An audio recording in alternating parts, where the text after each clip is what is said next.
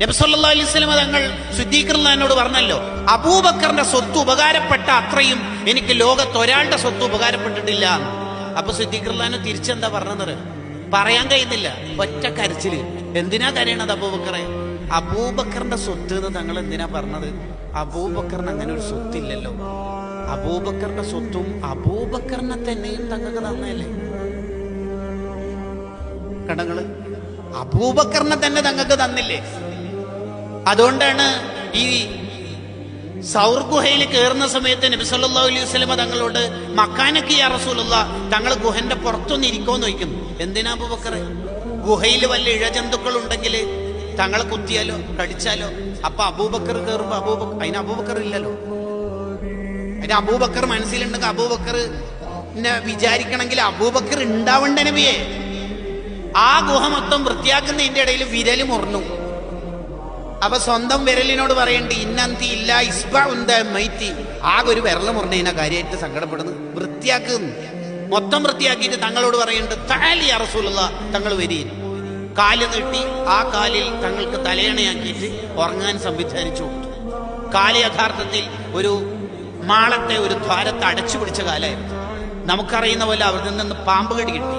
കാലാണ് വലിയേണ്ടത്, വിഷമുള്ള പാമ്പാണ്. കാലാണ് വലിയേണ്ടത്. ഇവിടെ ഒരുമിച്ച് കൂടിയ മുഴുവൻ ആൾക്കാരും ആ കാല് വലിച്ചാൽ കാല് അനങ്ങൂല. കാരണം ലോകരാജാവിന്റെ തലയണയാണ്. ലോകരാജാവിന്റെ തലയണയായതുകൊണ്ട് കാലനങ്ങൂല. മനസ്സിൽ ലോകരാജാവും മാത്രം. എന്റെ കാലെന്ന് പറയുന്ന സാധനമൊക്കെ പണ്ടേ ഡിലീറ്റ് ആക്കിയിട്ടുണ്ട്. കണ്ണിൽ നിന്ന് വെള്ളം ഉറ്റിയത് സിദ്ദീഖങ്ങൾ ഉറ്റിച്ചതല്ല, റിഫ്ലക്ഷൻ. നമ്മളിങ്ങനെ അലക്ഷ്യമായിട്ട് നടന്നു പോകുമ്പോൾ വല്ല കമ്പിനോ വല്ല ഇരുമ്പിനോ നമ്മുടെ കാലൊക്കെ തട്ടിയാൽ കണ്ണെന്ന് വെള്ളം വീഴും. നമ്മൾ വിചാരിച്ചിട്ടല്ല, അത് may be studied from physics അല്ലെ. വെള്ളം ഉറ്റിയപ്പോ തങ്ങൾ ഉറക്കിനെട്ടി. അബൂബക്കർ വാട്ട് ഹാപ്പൻഡ്, എന്ത് പറ്റി അബൂബക്കർ? ഉത്തരം രണ്ടെണ്ണ പറഞ്ഞത്. ഒന്ന് ചോദ്യത്തിന്റെ ഉത്തരം, രണ്ട് സിദ്ദീഖങ്ങളുടെ ഉത്തരം. ചോദ്യത്തിന്റെ ഉത്തരം എങ്ങനെയായിരുന്നു? എന്തോ ഒന്ന് കടിച്ചതാണെന്ന് തോന്നുന്നില്ലേ. ഒറിജിനൽ ഉത്തരം ഫിദാകാബി വ ഉമ്മി യാ റസൂലുള്ളാഹ്, ഉറ്റിച്ചതല്ല നബിയെ, ഉറ്റിപ്പോയതാണ്.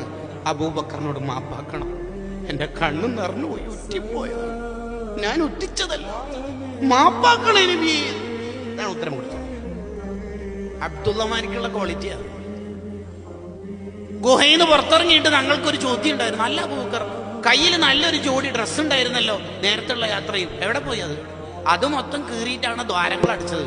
ഡ്രസ്സ് തീർന്നു, ദ്വാരം ബാക്കിയായി. അവിടെ കാല് വെച്ചപ്പോഴല്ലേ പാമ്പ് കടി കിട്ടിയത്.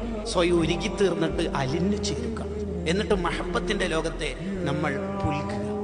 എന്തൊരാനന്ദമുള്ള ഒരു ലോകമായിരിക്കും കൂട്ടുകാരെ.